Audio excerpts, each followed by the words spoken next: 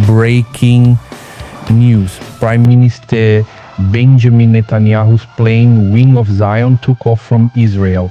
This could be a sign that an attack on Iran is very close, because this is evidence. Okay.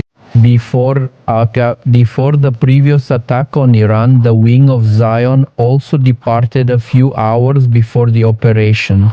The aircraft is the main government transport for the President and the Prime Minister of Israel during important international or strategic moments. Movements like these are observed for a reason. So, in the next few hours, the attack on Iran might happen. So, stay tuned. To follow more information, click subscribe here on the channel, on the bell icon.